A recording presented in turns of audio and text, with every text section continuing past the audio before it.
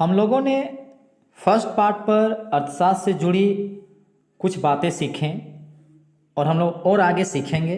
तो आइए हम लोग सेकेंड पार्ट में शुरुआत करते हैं। तो देखिए लिखा हुआ है, जब आप कोई नौकरी करते हैं अर्थात दूसरों के लिए कार्य करते हैं। देखिए यहाँ बोला जा रहा है कि जब आप कोई नौकरी करते हैं यानी कि आप किसी दूसरे के लिए काम करते हैं, और जब आप काम करते हैं तो आपको पारिश्रमिक दिया जाता है, आपको पेमेंट दिया जाता है, आपको पेड किया जाता है, तब आप कर्मचारी कहलाते हैं। देखिए कर्मचारी किसे कहते हैं? कर्मचारी उस व्यक्ति को कहते हैं जो किसी के लिए काम करता है और उसके काम के बदले में उसको पेमेंट मिलता है। देखिए आपको किसी ने काम पर रखा हो जो आपको मजदूरी या वेतन देता हो। देखिए जब आप कभी काम करते हैं किसी के लिए तो वो आदमी आपको काम पे रखा है, वो आदमी जो आपको काम पे रखा है वो आपको मजदूरी देगा, वो आपको वेतन देगा। तब आप चूंकि आप काम कर रहे थे तो आप एक कर्मचारी कहलाएंगे।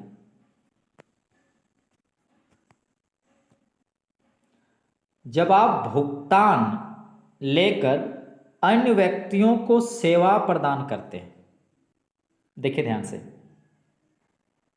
जब आप भुगतान लेकर मतलब किसी से पेमेंट लेके, किसी से पैसा लेके आप उनको सेवा प्रदान करते हैं, तब आप एक नियोक्ता कहलाते हैं।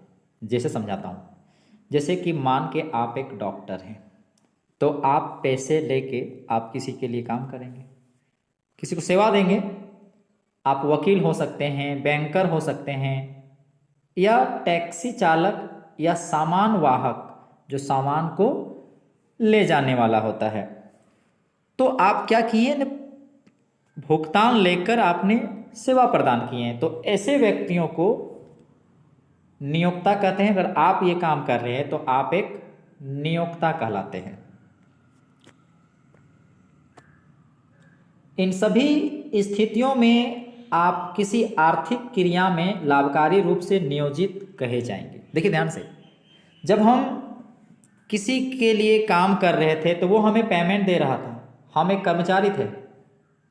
या जब आप पैसे लेके, भुगतान लेके आप किसी को सेवा दे रहे हैं तो ये कहीं ना कहीं लाभकारी रूप से नियोजित कहेंगे इसको। मतलब इन सभी परिस्थितियों में आप किसी आर्थिक क्रिया में हैं, आप ऐसी क्रिया में हैं जिसको क्या कहेंगे? आर्थिक क्रिया। और ये आर्थिक क्रिया लाभकारी रूप से नियोजित कहे जाएंगे क्योंकि आप इससे लाभ कमा रहे हैं, लाभ हो रहा है आपको। तो अब प्रश्न ये उठता है कि अभी हमने आपको बताएं कि कर्मचारी वाला जो काम था या जो आप किसी को सेवा प्रदान कर रहे थे, तो इन्हें क्या बोला गया है कि आर्थिक क्रिया। तो बात यहां उठता है कि आर्थिक क्रिया क्या है। तो देखिए आर्थिक क्रियाएं वे होती हैं जो धन प्राप्त करने के लिए की जाती हैं। यानी जो भी काम, जो भी कार्य व्यक्ति धन कमाने के लिए करता है वही आर्थिक क्रिया कहलाती है। जैसे एक स्कूल में कोई गवर्नमेंट टीचर है, सरकारी शिक्षक है, तो वो धन के लिए ही तो काम कर रहे हैं ना। तो ये भी आर्थिक क्रिया है। बैंक में कोई व्यक्ति काम कर रहा है तो उसको भी उसको पेमेंट मिलता वहां पर, तो वो भी आर्थिक क्रिया है। इस तरह बहुत सारी क्रियाएं हैं जो आर्थिक क्रियाओं के अंतर्गत आता है। कोई व्यक्ति अगर दिन में मजदूरी भी कर रहा है तो वो भी आर्थिक क्रिया है क्योंकि वो मजदूरी करके पैसा कमा रहा है। तो ऐसी सभी क्रियाएं जो धन प्राप्त करने के लिए होती हैं वो आर्थिक क्रियाएं कही जाती है।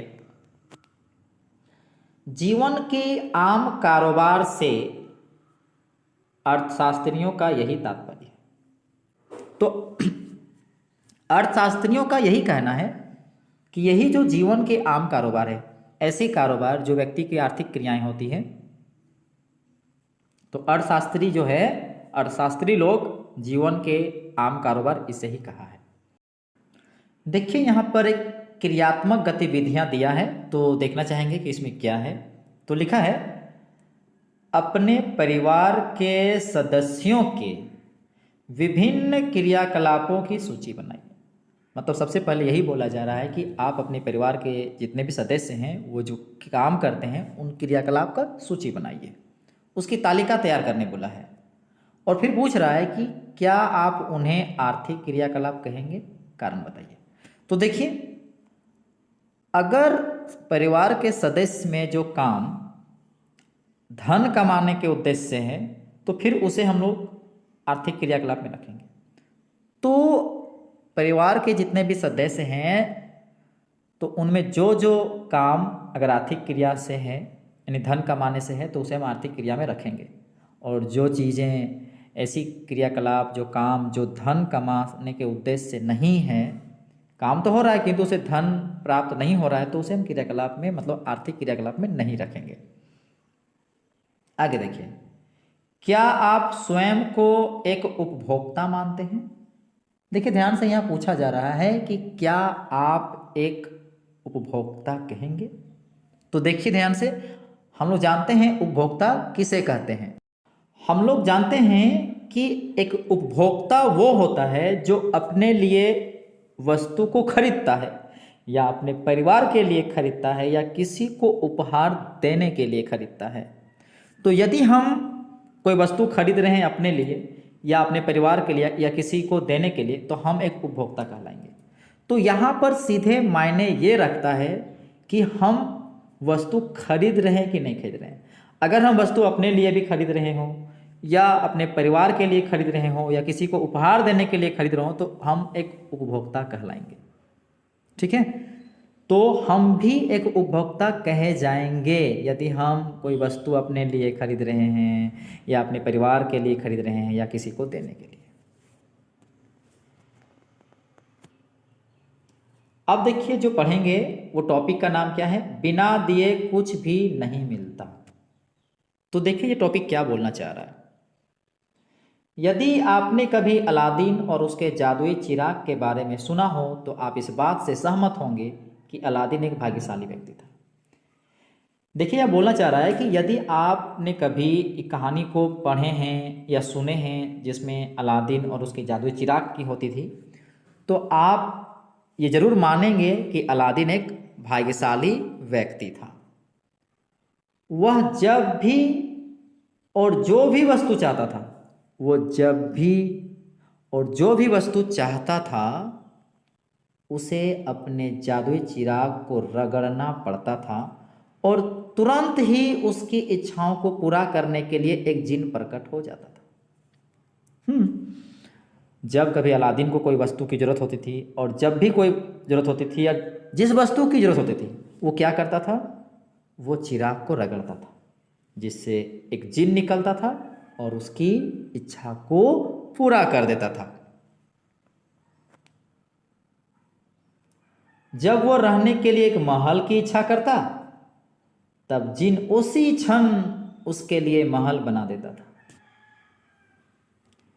जब उसने राजा की बेटी का हाथ मांगने के लिए उसके लिए बहुमूल्य उपहारों की मांग की तो पलक झपकते ही वे उसे मिल गए क्योंकि जिन ने उसे दे दिया।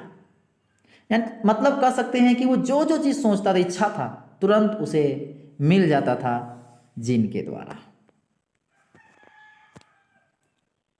वास्तविक जीवन में हम अलादीन की तरह भाग्यशाली नहीं हो सकते, कभी भी हम उसके जैसा भाग्यशाली नहीं हो सकते।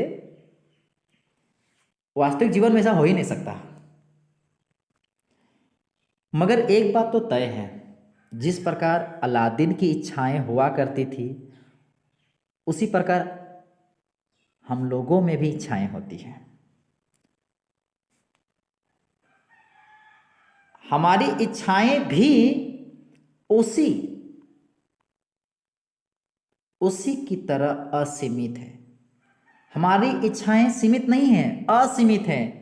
कभी ये चाहिए, कभी वो चाहिए, हमें तरह तरह की इच्छाएं जागती हैं। परंतु हमारे पास कोई जादुई चिराग नहीं है। मतलब हम कह सकते हैं कि हम में और अलादीन में एक समानता तो है कि उसके अंदर भी तरह तरह की इच्छाएं प्रकट होती थी और हम लोग के पास भी होती। पर डिफरेंस यही है, अंतर यही है कि उनके पास जादुई चिराग था, हम लोग के पास नहीं है।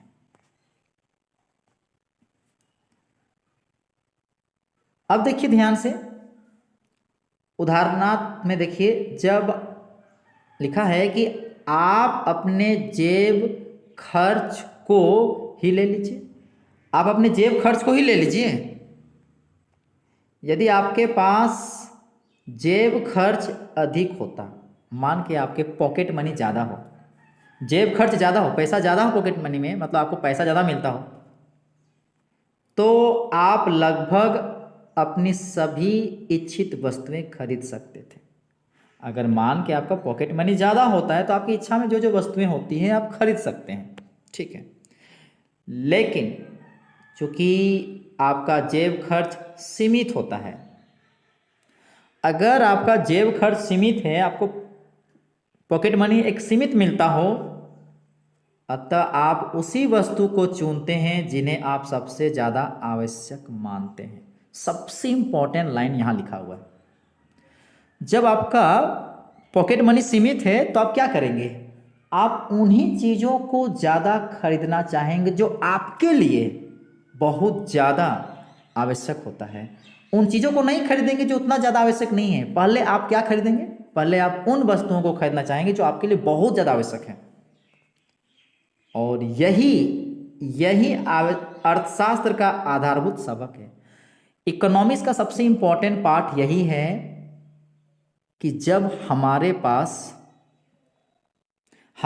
पास सीमित चीज़ें होती हैं ना, हमारे पास सीमित होती है, तो हम उन्हीं चीज़ों को चुनते हैं जो हमारे लिए अत्यंत आवश्यक होता है। फिर एक क्रियात्मक गतिविधियां दिया है, तो देखिए इस क्रियात्मक गतिविधियां में क्या दिया हुआ है। लिखा है, क्या आप स्वयं कुछ अन्य ऐसे उदाहरणों की कल्पना कर सकते हैं जहां व्यक्ति को यह चुनना होता है कि वो वर्तमान कीमतों पर अपनी निश्चित आय से किन वस्तुओं को और उनकी कितनी मात्रा खरीद सकता है। तो देखिए यहाँ पर आप इसमें एग्जाम्पल बहुत सारे ले सकते हैं। सिर्फ आपको ये यहाँ एग्जाम्पल में पूछा जा रहा है कि यदि व्यक्ति की आय सीमित है, कि निश्चित है, तो उस वर्तमान समय में वो किन किन चीज़ों को खरीदेगा और कितना खरीदेगा। तो जाहिर सी बात है, अगर किसी व्यक्ति की आय, उसकी जो वर्तमान आय जो है अगर निश्चित है, तो व्यक्ति सबसे पहले उन्हीं चीज़ों को खरीदेगा जो उनके लिए ज़्यादा इम्पोर्टेंट है। और दूसरी बात, उनको कितना ज़रूरत है, वो चीज़ कितना ज़रूरत है उसके हिसाब से खरीदेगा, वो अतिरिक्त नहीं खरीदेगा। उसके लिए अभी फ़िलहाल कितना ज़रूरत है उतना ही खरीदेगा। और दूसरी बात, वो किन चीज़ों को खरीदेगा, वो उन्हीं चीज़ों को पहले खरीदेगा जो उनके लिए फ़िलहाल में ज़्यादा इम्पॉर्टेंट है, ज़्यादा ज़रूरी है। दूसरा लिखा है, यदि वर्तमान कीमतें बढ़ जाए तब वो क्या होगा। देखिए ध्यान से, अगर वो चीज़ जिसको खरीद रहा है और यदि उसकी कीमत बढ़ जाए तो व्यक्ति क्या करेगा, तो वो व्यक्ति हो सकता है कि उस चीज़ों को अगर खरीदता है तो उसकी मात्रा कम कर लेगा वो, क्योंकि कीमत चूँकि बढ़ चुका है, उसका आय तो एक निश्चित है। तो जिस चीज़ को वो खरीद रहा था और जिसका अगर उसकी कीमत बढ़ गया है, तो यहाँ पर हो सकता है कि वो अगर उसी चीज़ को खरीदना चाहता है तो उसकी मात्रा कम कर सकता है, या वो हो सकता है कि इसके बदले में जो कम कीमत पर कोई दूसरा मिले इसी के जैसा, इसी का, तो वो खरीद सकता है। मतलब दूसरा चीज़ का वो चुनाव कर सकता है, जैसा जहाँ तक मुझे लगता है कि वो दूसरा चीज़ का चुनाव कर सकता है। या फिर अगर वो इसी चीज़ को खरीदना चाहता है तो फिर उसको तो मात्रा कम करना पड़ेगा, क्योंकि कीमत वर्तमान में बढ़ गई है।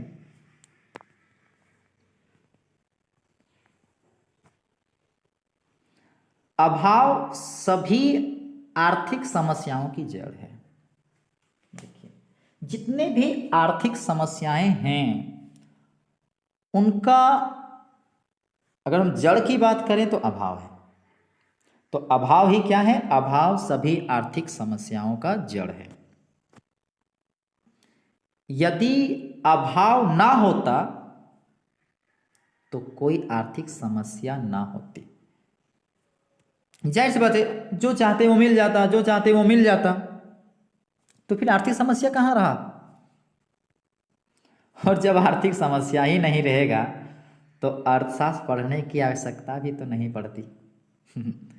तो कहीं ना कहीं हम कह सकते हैं अर्थशास्त्र में आर्थिक समस्याओं से जुड़ी हुई, अभाव से जुड़ी हुई चीज़ों को बताता है। यही है अर्थशास्त्र। अर्थशास्त्र में हमें क्या बताता है? अभाव से जुड़ी हुई बातें, आर्थिक समस्याओं से जुड़ी हुई बातें। तो अभी आपने क्या सुना कि अभाव जो है आर्थिक समस्याओं का जड़ है।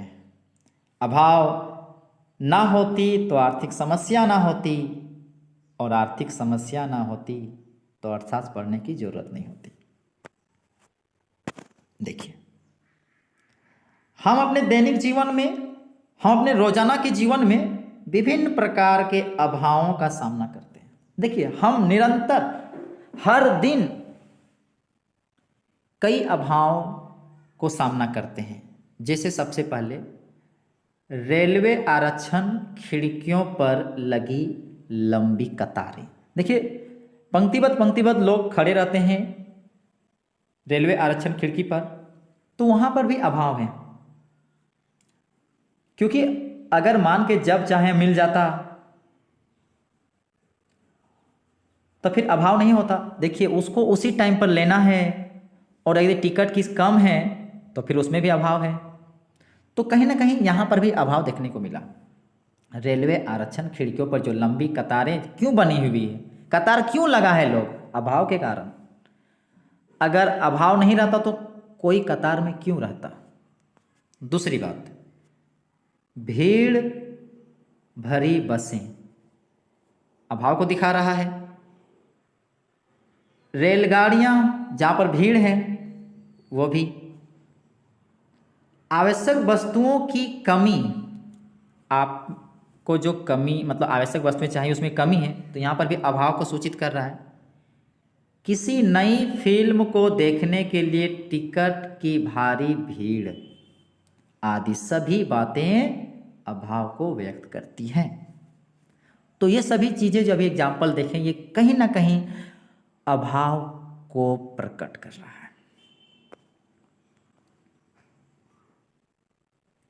हम अभाव का सामना इसलिए करते हैं। अब प्रश्न ये उठता है, हम तो अभाव का सामना कर रहे हैं, हर वक्त कर रहे हैं, मगर हम अभाव का सामना क्यों कर रहे हैं? ये सबसे बड़ी प्रश्न उठता है। हमें सामना क्यों करना पड़ता है अभाव का? तो जवाब आता है, क्योंकि जो वस्तुएं हमारी आवश्यकता की पूर्ति करती है उनकी उपलब्धता सीमित होती है। देखिए, यहाँ पर अभाव का मुख्य कारण यही है कि जो वस्तुएं हमारी आवश्यकता को पूरा करता है ना, उसकी जो उपलब्धता है वो सीमित है, वो हमारे पास निश्चित मात्रा में है, इसलिए वो हमारे लिए अभाव उत्पन्न करता है। अगर उसकी मात्रा सीमित नहीं होती तो फिर अभाव उत्पन्न ही नहीं होता।